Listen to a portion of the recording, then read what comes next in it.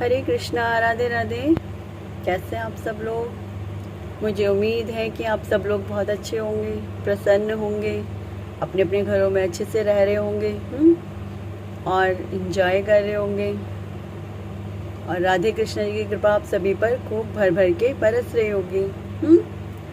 Okay. आज श्लोक number 24 हो गया है कंप्लीट। ओके। और अब नेक्स्ट श्लोक स्टार्ट करूँगी। बस एक बार रीडिंग करनी है 24 की एंड दैट्स ऑल। ओके। वैसे वो कंप्लीट हो चुका है। ठीक है, तो कंटिन्यू करते हैं। और हाँ, वीडियो को लाइक शेयर एंड सब्सक्राइब ज़रूर से करिएगा। ठीक है, और स्टे कनेक्टेड। अर्जुन ने कहा, हे कृष्ण, इस प्रकार युद्ध की इच्छा रखने वाले अपने मित्रों तथा संबंधियों को अपने समक्ष उपस्थित देखकर मेरे शरीर के अंग कांप रहे हैं और मेरा मुंह सूखा जा रहा है।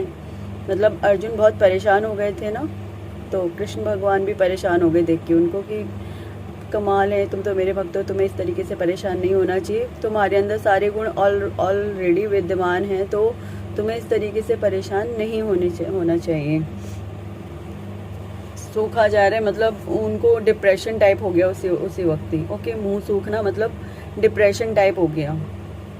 एक बार और पढ़ देती हूँ मैं। उन्होंने क्या कहा? अर्जुन ने कहा, हे कृष्ण, इस प्रकार युद्ध की इच्छा रखने वाले अपने मित्रों, मतलब उनके जो मित्र और सगे संबंधी थे, उनको अपने समक्ष युद्ध में उपस्थित देख के कि इनसे उनको युद्ध करना पड़ रहा था, वो कांप रहे थे पूरे के पूरे और उनका मुंह सूखा जा रहा था। डेट मीन्स वो डिप्रेशन में आ गए थे उस वक्त। उनका मानसिक संतुलन हिल गए सब देख के। यथार्थ भक्ति से युक्त मनुष्य में वे सारे सद्गुण पाए जाते हैं जो सत्पुरुषों या देवताओं में पाए जाते हैं, जबकि अभक्त अपनी शिक्षा तथा संस्कृति के द्वारा भौतिक योग्यताओं में चाहे कितना ही उन्नत क्यों ना हो, इन ईश्वरीय गुणों से विहीन होता है। मैंने कल आपको बताए ही थे कि एक भक्त में क्या क्या गुण होते हैं ना। तो उनको ये था कि अर्जुन इस तरीके से, लेकिन देखो उनको पहले से सारी चीज़ों का अनुमान था, ऐसा कुछ नहीं था कि उनको नहीं पता था। ईश्वर हैं तो ऑलमोस्ट उनको सारी चीज़ें पता ही थी। तो लेकिन अब वो दिखा रहे ऐसे थे, एक अनजान बंदे जिसे कुछ पता ही नहीं है, पता सब है बट दिखाते ऐसे थे जैसे कुछ नहीं पता। तो उनको मतलब अच्छा नहीं लगा कि अर्जुन ने इस तरीके से बिहेव किया, उनको पसंद नहीं आई वो बात। तो फिर लेकिन क्योंकि गीता का ज्ञान उनको पता था मैंने यहीं पर ही देना है। देखो सोच के देखो ना, थोड़ा सा मतलब डीप चले जाओ, पीछे की साइड चले जाओ कि उनको पहले से ही सारी बातें क्यों पता थी। उनको पता था कि महाभारत होगी और महाभारत में मैं गीता का ज्ञान फिर से दूंगा, क्योंकि उनको देना था गीता का ज्ञान। और उन्होंने पहले से सारी जो प्लानिंग्स थी ना, जितनी भी प्लानिंग्स थी वो पहले से ही तैयार थी। प्लानिंग्स उन्होंने पहले से ही तैयार कर रखी थी। ऐसा कुछ नहीं था जो उस वक्त एट ए टाइम हुआ था। पता है क्या होता है कि भगवान, अब कहोगे भगवान धरती पे आते हैं तो वो भी कर्म करते हैं। देखो भगवान धरती पे आते इसीलिए हैं ताकि वो हमें ये बता सके कि आपको भक्ति तो करनी ही है, साथ ही साथ आपके कर्म भी करने ही हैं। कर्म ऐसे करो कि आपको भी दुख ना हो, किसी और को दुख ना हो, आप नॉर्मल रहो, औरों को भी नॉर्मल रखो। कर्मों को थोड़ा देखभाल के ही करो। ठीक है। अब कई बार क्या होता है कि आपने कुछ किया, किसी और को पसंद नहीं आया, लेकिन ध्यान रखो कि आप सही कर रहे हो। बस इतना ध्यान रखो कि आप सही कर रहे हो, आप गलत नहीं हो किसी भी जगह पे। दूसरे तो कुछ ना कुछ ज़रूर सोचेंगे, उनका काम सोचना ही है, उनको छोड़ो, जो उन्होंने सोचना है सोचने दो। लेकिन आप अपने कर्मों को सही जगह पे सही तरीके से करो। आपको ये पता होना चाहिए आप कुछ भी गलत नहीं कर रहे हो, किसी के साथ भी आप गलत नहीं करने जा रहे हो। ठीक है। तो जब आपको ये पता होगा तो आप अपने कर्मों को देखभाल के करोगे और कोशिश करोगे कि किसी को भी कोई प्रॉब्लम ना हो आपकी वजह से। हमेशा ये कोशिश करो कि आपकी वजह से कभी किसी को कोई प्रॉब्लम ना हो, किसी को कुछ हर्ट ना हो। ठीक है। क्योंकि आपका इतना सा बोला हुआ कई बार लोगों को इतना हर्ट हो जाता है, और फिर होता क्या, फिर लोग आपसे बात नहीं करते, फिर आपको पिंच होती है ये चीज़ें कि उन्होंने मुझसे बात क्यों नहीं की, जबकि मैंने तो ऐसा कुछ नहीं कहा। आपको नहीं पता, आपने बोल दिया था। आपको नहीं पता होता कि आपने बोल दिया था, तभी तो सामने वाले को कुछ भी पिंच हुआ होगा ना उस वक्त भी। आपको नहीं पता होता लेकिन आपने बोल दिया होता है। तो अब मान लो आप किसी को कुछ भी बोल के चले गए, आपके हिसाब से आपकी लैंग्वेज थी, पर आपको नहीं पता पीछे वाले को बुरा लग गया होगा। ऐसे में लोग आपस में कई बार लड़ाई, इतना मन में द्वेष रख के बैठ जाते हैं कि एक दूसरे से बात करना पसंद नहीं करते हैं। तो प्लीज़ हमेशा एक बात ध्यान रखिए, कभी भी बोलने से पहले एक बार सोच लो कि क्या बोलना है। ऐसे में कम से कम सामने वाला आपकी बात का बुरा नहीं मानेगा। इसलिए हमेशा बोलने से पहले एक बार सोचो। तो मैं कहाँ पे थी? हाँ, कि ईश्वरीय गुणों से विहीन नहीं होते हैं। कृष्ण भगवान के जो भक्त होते हैं वो ईश्वरीय गुणों से विहीन नहीं होते। उनके पास ऐसे गुण होते हैं कि अगर वो खुद भी प्रॉब्लम में भी होंगे ना, तो भी वो दूसरों के लिए, उनकी मदद करने के लिए तैयार होते हैं कि कोई बात नहीं, हम प्रॉब्लम में हैं, हम अपनी प्रॉब्लम फेस कर लेंगे, बट हम आपको रिलैक्स करवा सकते हैं तो हम आपको रिलैक्स करवाएंगे, डोंट वरी। ठीक है। फिर इसके बाद कल मैंने आपको सारा बता ही दिया था, जो ईश्वर के, जो कृष्ण भगवान के भक्त होते हैं उनके अंदर क्या क्या गुण मौजूद होते हैं, मैंने कल आपको सब डिटेल में बता दिया था। ओके, चलो आगे बढ़ते हैं। आज थोड़ी आवाज़ स्लो निकल रही है, आई होप आपको सुनाई देगा अच्छे से। तो अगर ना सुनाई दे तो ईयरफोन लगा लेना। तो थोड़ी आज मेरी एनर्जी लो है, थोड़ा फीवर हो गया है। ओके, आप लोग ब्लेसिंग्स दीजिएगा, मैं जल्दी ठीक हो जाऊँ, फिर कल बहुत अच्छे से बोलूँगी। ओके, चलिए आगे बढ़ते हैं।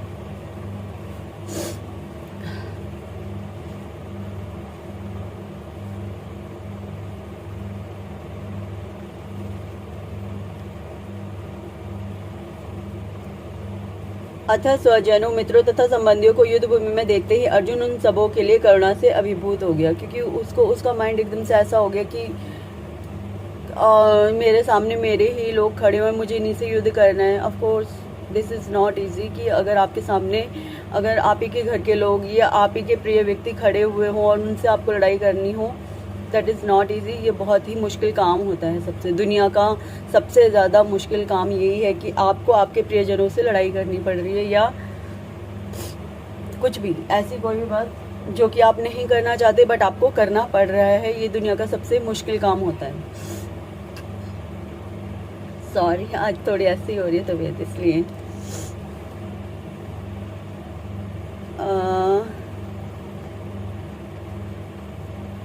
वो करुणा से अभिभूत हो गया, मतलब वो बहुत ही ज़्यादा करुणा में हो गया कि अब क्या करना चाहिए मुझे, इस सिचुएशन में, इस कंडीशन में मुझे क्या करना ठीक रहेगा। जिन्होंने परस्पर युद्ध करने का निश्चय किया था, जहाँ तक उसके अपने सैनिकों का संबंध था, वह उनके प्रति प्रारंभ से दयालु था।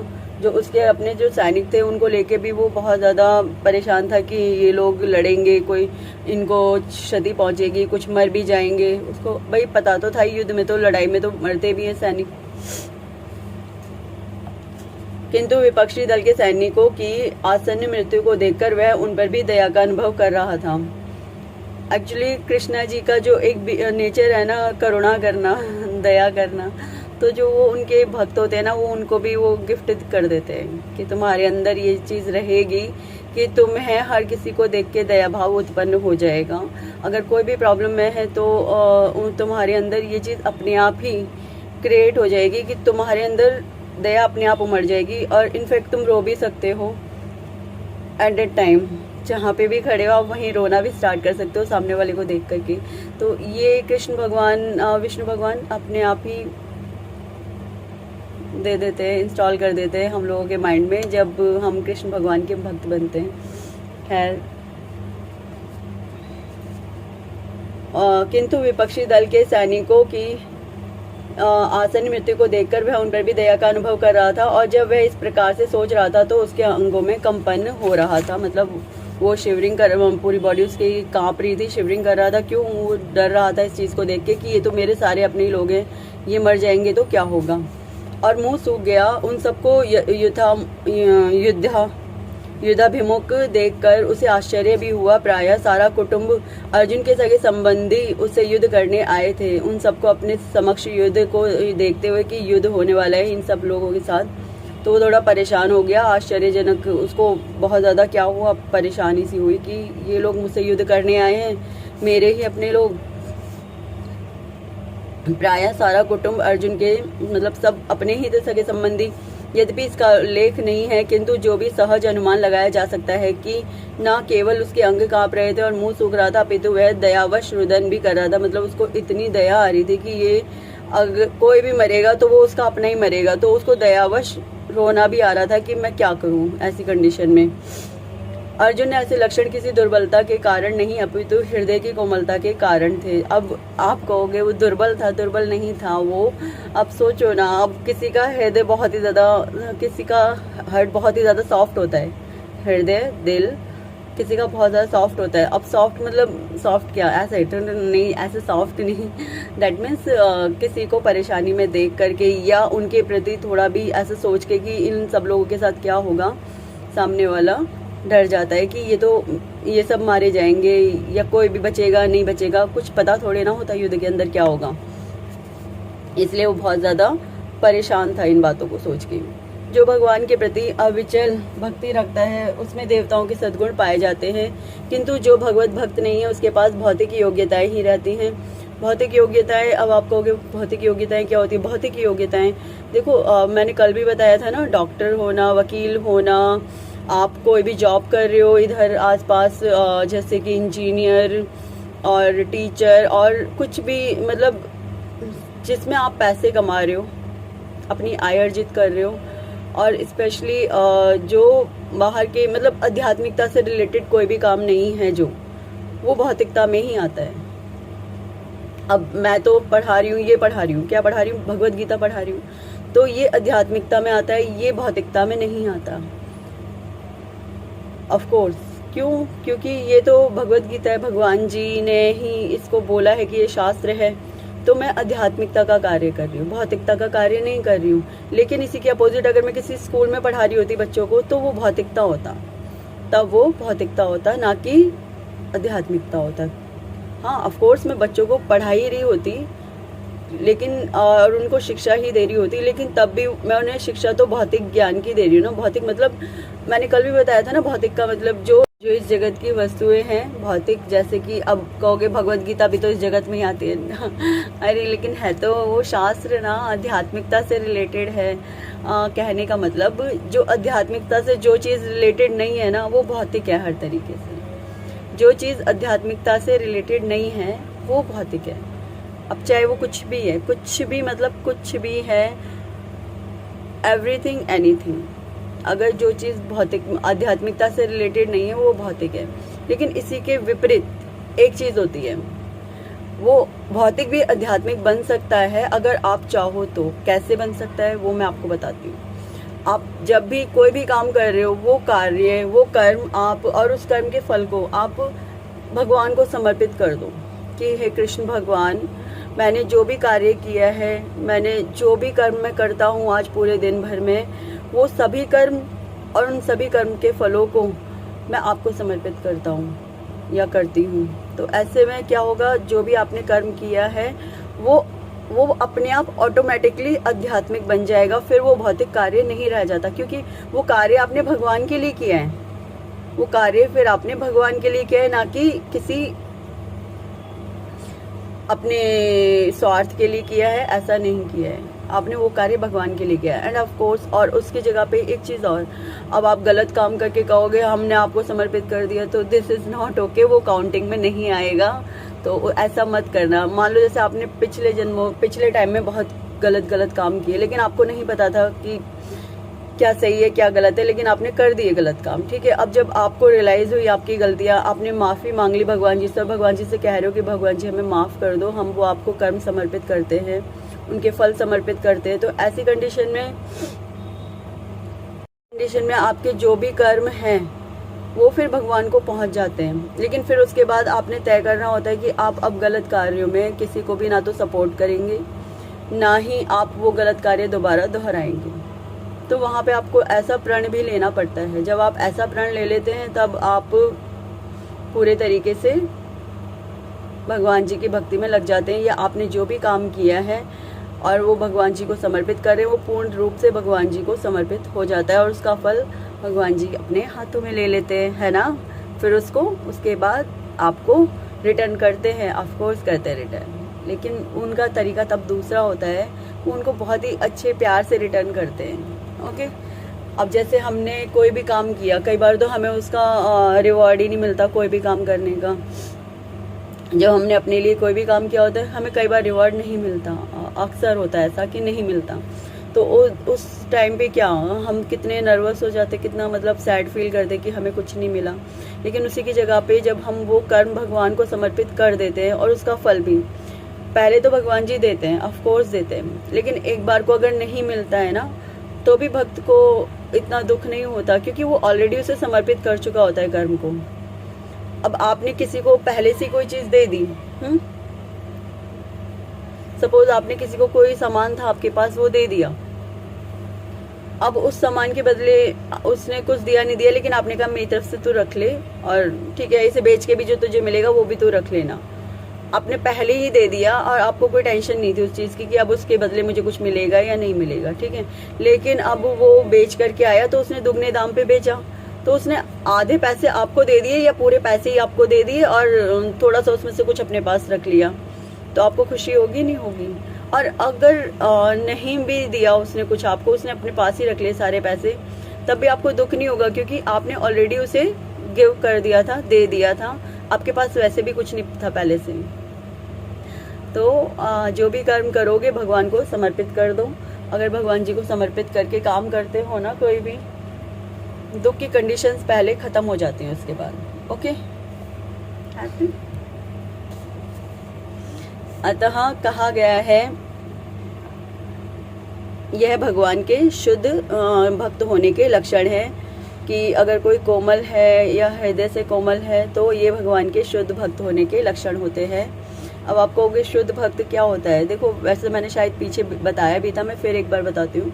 शुद्ध भक्त यानी कि वो भक्त होते हैं जो भगवान जी से कुछ नहीं मांगते। उनको ये होता है कि हमारे कृष्णा हमें खुद ही जो दे देंगे वो हमारे लिए सबसे अच्छा होगा। और मैं भी ऐसा मानती हूँ कि अगर कृष्णा जी ने कुछ देना है तो ऑफकोर्स वो खुद ही दे देंगे। कई बार तो हमारे मांगने से भी हमें चीज़ें नहीं मिलती हैं, तब हमें दुख हो जाता है। तो मैं तो इसीलिए मांगना ही छोड़ दिया, ठीक है, जैसा आपको ठीक लगे आप दे दीजिए। इसमें क्या है, इसमें ये है कि आपकी भक्ति की पराकाष्ठा ना नापी जाती है कि आप किस तरीके से, क्या वाकई में आप भक्त बनने के लायक हो या नहीं हो।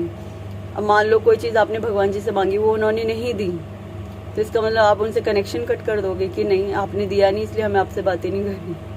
नहीं, ऐसे नहीं करना होता। जो भी वो देते हैं या नहीं देते हैं वो हमारे अच्छे के लिए होता है। हमेशा याद रखो, कृष्णा या ईश्वर जो भी करते हैं ना वो हमारे अच्छे के लिए करते हैं, वो हमारे बुरे के लिए नहीं करते हैं। जो भगवान के प्रति अविचल भक्ति रखता है उसमें देवताओं के सद्गुण पाए जाते हैं। मतलब किसी भी कंडीशन में वो भक्ति अपनी जगह से हिल नहीं सकती।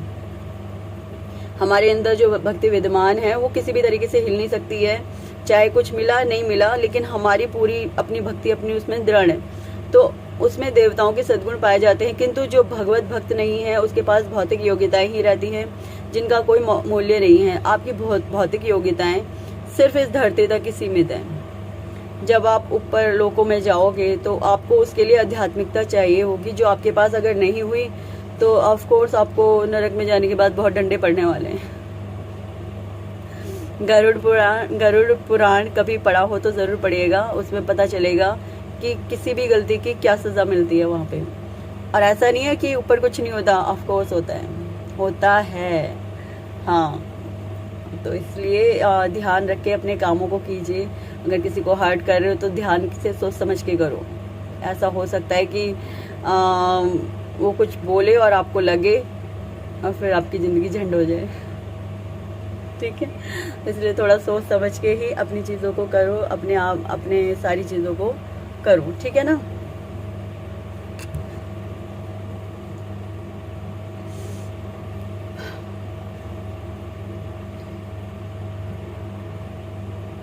किंतु जो भगवत भक्त नहीं है उनके पास भौतिक योग्यताएं रहती हैं। भौतिक मैंने आपको बता ही दिया पहले, जिनका कोई मूल्य नहीं होता। उन भौतिक योग्यताओं का कोई मूल्य आपको यहाँ धरती पे तो मिल जाएगा, मूल्य उनका ऊपर जाने के बाद कुछ मूल्य नहीं मिलता। अब आप कहोगे धरती पे तो चाहिए सब कुछ, ऊपर जाने के बाद तो वैसे भी कुछ नहीं चाहिए। नहीं, गलत फहमी में मत रहना। जैसे ये लोग पृथ्वी लोक है ना, जब आप मरते हैं तो मरने के बाद जिस भी लोक में जाते हैं वहाँ उन लोगों में आपको नीड पड़ती है आपके आध्यात्मिक कर्मों की, उनके फलों की नीड होती है। सपोज आपने किसी को कुछ दान दिया है तो वो आपके साथ वहाँ तक जाएगा और आपको वो दान में दिया गया सामान पता नहीं कितने गुना होकर के मिलता है। एक बार एक छोटी सी कहानी सुनाती हूँ। एक बार ना एक लेडी होती है, वो कृष्ण जी की, विष्णु भगवान की बहुत ज़्यादा भक्त होती है। तो लेकिन वो किसी को दान नहीं देती थी, कुछ भी दान नहीं देती थी, और व्रत इतने रखती थी कि व्रत की वजह से सूख के कांटा हो गई थी। और मतलब इतने ज़्यादा व्रत करती थी कि अब भगवान जी ने कहा इसका निकट समय आ गया और इसने अभी तक किसी को कुछ दान नहीं दिया है, अगर ये दान नहीं देगी तो फिर इसका क्या होगा। तो उसके लिए ये एक एकादशी की कथा है। और एकादशी से याद आया, कल एकादशी है तो प्लीज़ व्रत रखिएगा। और एकादशी का जो व्रत होता है ना वो सबसे ज़्यादा उत्तम होता है। क्यों उत्तम होता है? देखो होता क्या है कि हमने अपने जितने भी पुराने जन्मों के कर्म कर रखे हैं, अच्छे या बुरे, हमें नहीं पता हमने क्या किया है, ठीक है ना। लेकिन भगवान जी को तो हमारी सारी कहानियाँ पता हैं कि हमने क्या कर रखा है क्या नहीं कर रखा। उन्हें हमारी सारी कहानियाँ ऑलरेडी पता है। तो हमें क्या करना है, हमें उन कर्मों को खत्म करने के लिए भगवान जी से प्रार्थना करनी है। और प्रार्थना करने के लिए क्या करना पड़ेगा, हमें एकादशी का व्रत करना पड़ेगा। कल एकादशी का व्रत है जो आज दशमी से ही शुरू हो जाता है, हाफ डे से। अब कोई हाफ डे से चलो नहीं कर पा रहा है तो वो कल सुबह से मॉर्निंग से स्टार्ट कर ले। और मैं थोड़ी सी बता देती हूँ डिटेल एकादशी के व्रत की। आप उसमें कूटू की पकौड़ी खा सकते हैं, ओके, या फिर आलू फ्राई करके खा सकते हैं। और टमाटर नहीं खाइएगा, टमाटर अलाउड नहीं है। ना ही साबूदाना खाइएगा, साबूदाना भी अलाउड नहीं है। और वैसे तो कोशिश कीजिए कम से कम खाइए। एकादशी का व्रत कहते हैं कि अगर 11 के दिन आप थोड़ा सा भूखे रह के चलाते हैं ना काम, तो वो आपकी हेल्थ के लिए भी अच्छा होता है। ये साइंटिफिक माना गया है, ठीक है, इसलिए। और वैसे ही आज से ही सूर्यास्त के बाद से स्टार्ट हो जाएगा, दशमी के दिन सूर्यास्त के बाद स्टार्ट हो जाएगा। अब आप लोग पूछोगे तो क्या तब से खाना ही नहीं खाना होता? हाँ, खाना नहीं खाना होता है। आप एक बार दोपहर में ऐसे 4 बजे के आसपास खाना खा लीजिए, 4 या 5 बजे के आसपास खाना खा लीजिए। फिर उसके बाद रात को कुछ नहीं खाना। अगर आपसे नहीं रहा जा रहा तो फल ले लीजिए, ठीक है, फिर या दूध ले लीजिए। फिर उसके अगले दिन पूरा दिन जैसे भी आपको काटना है फलाहार पे वैसे काट लीजिए। वैसे मैं यही कहूँगी कि कम से कम खाइए। उसमें क्या होता है कि आपने थोड़ा भी खाया है ना, तो अगर आप थोड़ा सा खा रहे हो ना तो उतना चल जाता है। आपको नीड, आपके शरीर को नीड नहीं होती है, क्योंकि 15 दिन में अगर आप एक बार फास्ट रखते हो तो आपके शरीर को खाने की कोई नीड नहीं होती है। उस दिन आप भूखे रह के भी काम चला सकते हो, ऐसा साइंटिफिक माना जाता है, ठीक है। इसलिए एकादशी का व्रत मैं कहूँगी कि सबको ही रखना चाहिए। इससे ज़्यादा पुण्यदायक फल कोई भी नहीं होता है। कल एकादशी का व्रत है, आई होप सो सारे के सारे व्रत रखेंगे, ओके। और आगे बढ़ते हैं। तो कहानी पर थी कि कहानी में वो जो बुढ़िया अम्मा होती है ना, वो बिल्कुल सूख के कांटा हो गई होती है। तो एक बार ऐसी पूजा कर रही होती है तो उसके दरवाजे पर एक भिक्षुक, भगवान जी भिक्षुक का रूप लेके आते हैं कि माई कुछ दे दे खाने को, कुछ तो दे दे।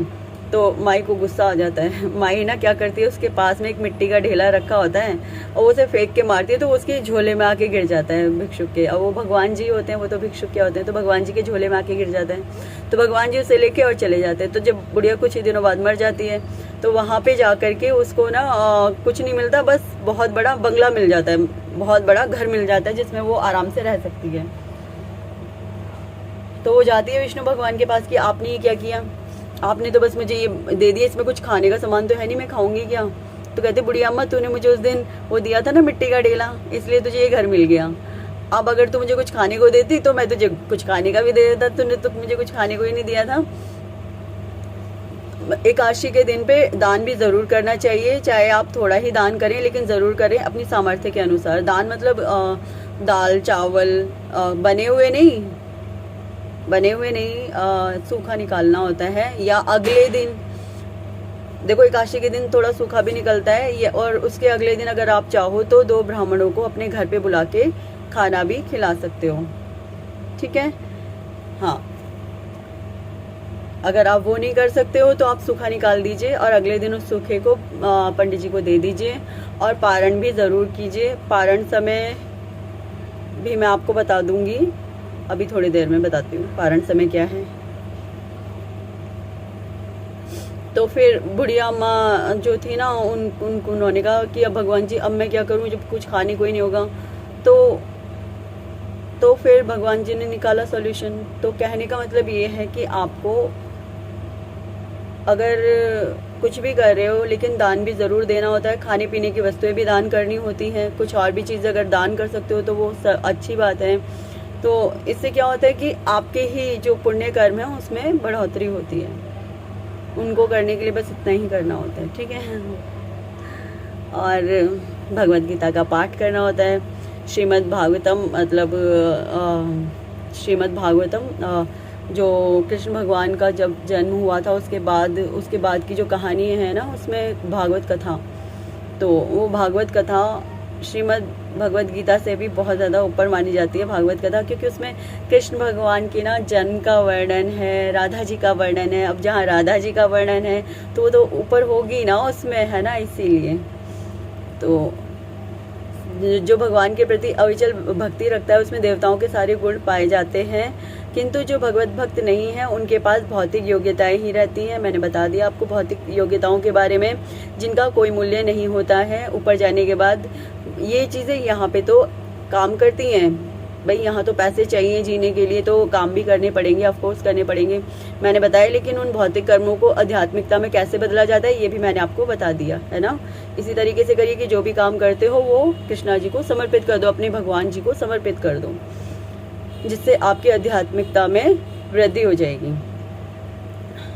जैसे मैं बोलती हूँ ना कर्मा प्रेयर की, हम अपने सारे कर्म आपको समर्पित करते हैं, बस वही करना होता है। वो कर्मा प्रेयर में बार बार बोलती तो ये कर्मा प्रेयर ही है, ओके। इसका कारण यह है कि वह मानसिक धरातल पर मंडराता रहता है और ज्वलंत माया के द्वारा अवश्य ही आकृष्ट होता है। मतलब वो मानसिक धरातल पर ही मंडराता रहता है, वो इधर ही रहता है, धरातल पर ही। जो भी आप भौतिक कर्म कर रहे हो वो धरातल पर ही रहता है, ऊपर भगवान जी के पास तक नहीं पहुंच पाता। वो जो माया होती है ना, माया की जो अग्नि होती है वो उसी में जल के भस्म हो जाता है, ठीक है। श्लोक नंबर 24 समाप्त हुआ। अब कल पढ़ूंगी मैं श्लोक नंबर 25, ठीक है। आज के लिए बस इतना ही।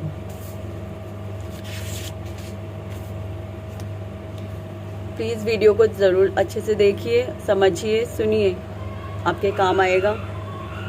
ये इससे अच्छा कुछ भी नहीं है। भगवत गीता, फिर उसके बाद भगवत कथा, ये दो चीज़ें अगर किसी ने पढ़ ली हैं तो उसकी लाइफ आप समझ लो, उसकी लाइफ से ज़्यादा इजी लाइफ किसी की नहीं हो सकती है, क्योंकि उसको किसी भी बात का फ़र्क पड़ना बंद हो चुका होता है। धीरे धीरे वो एक अपने माइंड को इस हद तक सेट कर लेता है वो इंसान कि उसको किसी की भी बात से ज़्यादा फ़र्क नहीं पड़ता। अगर कोई उसको गालियाँ भी सुना के चला जाता है ना, तो वो बेचारा कहता है अच्छा चल ठीक है, तूने सुना ली ना, अब तू जा, बस ठीक है, सुना दी तूने गालियाँ, हो गया तेरा, तू जा।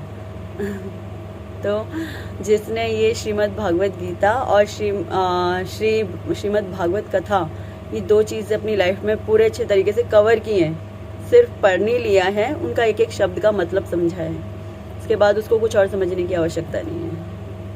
नहीं, अपने काम तो करने ही है आपको, उसके लिए मैं मना नहीं कर रही हूँ। वो कर्म नहीं करोगे तो वो भी एक कर्म है कि आपने यदि कोई कर्म नहीं किया तो वो भी एक कर्म में काउंट होता है।